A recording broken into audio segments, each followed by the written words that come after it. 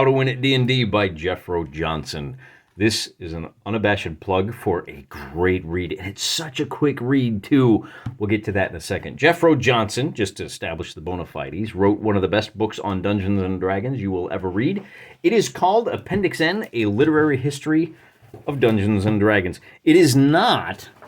Don't be fooled. There's a couple of fakes that have come out, a couple of mockbuster versions that are just weak sauce. Let's take a look here at Appendix N. He went through and he read all of the books listed in here, or at least a good selection. So in some cases, it's like Jack Williamson. Well, he might not have read every Manly Wade Wellman book, but he read enough of them to get a feel for why these books inspired Advanced Dungeons and Dragons and how these are the books that influenced Gary Gygax and how they kind of helped Gary construct the implicit world implied by these rules. The reason I talk about this, because Jeffro changed the way that I look at Dungeons and Dragons, and he helped me achieve a greater appreciation for what is stitched together here and how everything that we read and everything that we absorb media-wise can be poured back into the game, and how, and even to a certain extent, how we have been denied our posterity. Those of us who are reading in the 2020s have been denied the brilliant works of a lot of these authors. They've been memory holed to a large extent. He also taught me how to analyze books and how to look at them and understand what I'm reading and why it appeals to me and why I should throw a book against the wall early on. Like, I tried reading that Flashman series, and I know a lot of you guys have a lot invested in it. Flashman is terrible. It's an awful series. I don't know why people want to climb into the head of a character like that. It's like somebody read the Richard Sharp series and said, man, you know, that Hakeswill sure is a character. I sure would like to spend all of my time with him. No, Hakeswill is awful. Hakeswill is terrible. And while we're on the subject, Richard Sharp, now I like Richard Sharp, but he's a crybaby. There's no two ways about it. He's a brave man, and when the chips are down, he always does the right thing, whether he likes it or not. But, oh man, half of those books are, I could never be an officer. Oh, people are trying to stop me. Oh, my job is so hard. My life is so hard. John Carter, Mars series, Edgar Rice Burroughs. He doesn't have to think about what's right or wrong. He just does the right thing. It never occurs to him to not be brave. He just does what he knows needs to be done. And I think that's something we should all aspire to. That's the kind of guy whose head I want to climb into so that I can learn valuable lessons about standing up and doing the right thing in my life. Because Lord knows, when we fail to step up and do the right thing, we carry that with us for the rest of our lives.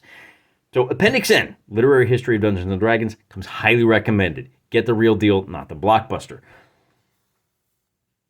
When it comes to doing the right thing, and again, I admit freely, I'm hanging nailing my colors to the mast here, and full disclosure, I have been a good friend of Jeffro Johnson's since the days when Blogger was still worthwhile. So my views on this pamphlet might be colored, but I really think you want to pick up a copy of this. I got a link down in the description, which means YouTube will probably limit this, but I don't care, because those of you that have subscribed to the channel, you guys know the purpose of this channel is not to make money. And I don't even think the purpose of this book, I don't think Jeffro's writing this book to make money. The reason we talk about how to win at D&D is there's a lot of different aspects to it. There's a lot of reasons for me to advocate for you to change the way you think about tabletop role-playing games and in general and D&D in particular. Because if you change your approach to the game, if you change the rules that you are following, you will change your approach to the game. And as you play this game, you are practicing, you are building neural pathways, and you are practicing how to deal with complex systems in your daily lives. What we do at the table reinforces what we do in the real world, and becoming better at tabletop RPGs, thinking deeper about those, and training yourself to not debate about what's the right thing to do, but to just know what it is, or at least to identify what's the hard thing, what's the right thing, and then going to do that thing is worthwhile. So Jeffro Johnson here has delivered a primer on how to win at D&D. And I'll warn you, this is a very slim volume. It's only what is it like? Oh, there you go, 34 pages. But even in these 34 pages, you will find a ferocious amount of wisdom. You will find insights into the early days of Dungeons and Dragons that have not been presented elsewhere. Well, hang on a second, because it is a thoroughly researched book. And again, full disclosure, Pilum, I've published a few short stories with Pilum Press. This is a well-researched book with plenty of quotes from different, well, let's see, I'm just going to pull one at random, all right? Here we go. The April 1976 issue of the Strategic Review, the predecessor of Dragon Magazine, Gygax admonishes referees. Another point to remember is that you should keep a strict account of time. The wizard who spends 6 months writing scrolls and enchanting items is out of the campaign for 6 months. He cannot play during these 6 months. Again, the wizard cannot play for those 6 months, and if the time system is anywhere reflective of the proper scale, that means a period of actual time in the neighborhood of 3 months. Oh, wait a minute. Okay, the actual time, meaning real-world time of 3 months. So this is, well, okay, so this is a 2-to-1 time. For every 2 days that pass in the real world, 1 day passes in the campaign. Anyway, that will pretty well eliminate all that sort of foolishness. Oh, so this is an interesting case. In modern D&D circles, there is this concept of the yes, but. Because you're playing Mother May I version of D&D, you are constantly asking your DM for permission to do things. You're not playing the rules of the game, you are playing the whims of the dungeon master. Everything is a, can I do this? Can I do that? Can I do this? Can I do that? And the kind of advice that you get when you're playing Mother May I is, as a DM, the kind of advice you get is, you should always say yes to the players, but. Say yes, but. You can do the thing, but here's what it'll cost you. Always throw a wrench into the works. Always make them feel like they're making a real choice, even if that choice has no fundamental effects on the campaign. Because, I mean, if players can influence where the campaign is going, then, I mean, they would totally ruin your story, right? That's what we're trying to move away from, and that's what this volume is going to help you move away from. You're going to actually start playing D&D, and you can't win it until you play it. So that's an interesting little bit of evidence for the of an argument for one-to-one time. Notice, this is interesting. Jeffro actually credits the people. Hey, wow, by Gary Gygax. There's also a number of credits in here. Real D&D is a Brownstein. In the 2019 release of the documentary, Secrets of Blackmoor, permanently changed the discussion surrounding role-playing games and the origins of D&D. He actually name-checks the guy who, here we go, Griffith Morgan and Chris Graves. So this is one of those books, well-researched, and actually says, hey, these guys were talking about a thing, and I noticed it, and then, of course, he takes it to the next level.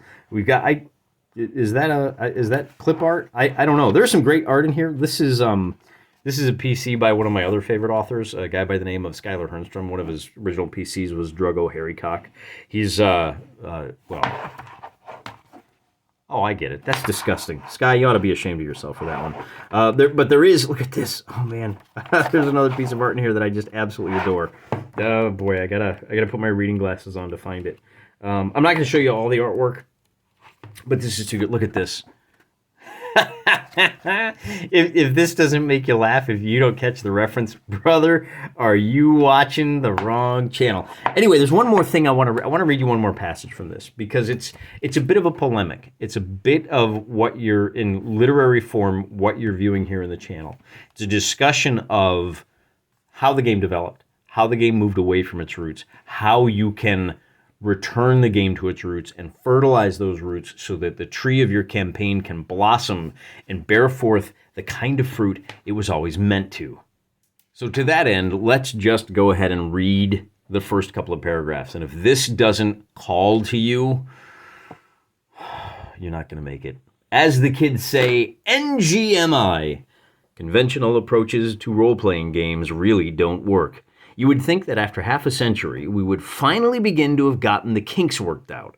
But role players routinely bemoan their difficulties in maintaining a regular game in the face of often insurmountable scheduling conflicts. Shell-shocked forever DMs speak of arbitrating a continuing campaign as if the burden rightly falls on their shoulders alone. And then there are the legions of solitary gamers, relatable, who, although they live in an age of ubiquitous social media, still somehow cannot get a regular game off the ground. Sure, there's something about role-playing games that is just plain compelling. You can't blame someone for being smitten. The possibilities and wonder promised by the best games are unaccountably inspiring. But it is terribly easy to amass a shelf packed with games that will never see play, and it is rare to meet a player who can tell war stories about past campaigns that genuinely inspire envy. So what even is the point here? Even the most dedicated games aficionado has to take stock. A straight answer is hard to get. The average player has little insight into the matter beyond declaring that there's no wrong way to play as long as you're having fun. Even the rule books themselves dodge the question. Passage from Tom Moldvay's 1980. How the game is no game whatsoever. All is one and everything is mutable and do whatever you want. And really, the guy who should be credited with inventing role-playing games is Calvin from the Calvin and Hobbes, because all role-playing games are Calvin Ball. Skipping ahead. Those scruffy old games were informed by several techniques that have since been lost. Techniques which really can make the campaign you run at your table far more engaging to a wider range of people, who in turn will return session after session. This primer will introduce you to those lost techniques. Even better, it will show you how to raise your own standards, well beyond just vague notions of having fun.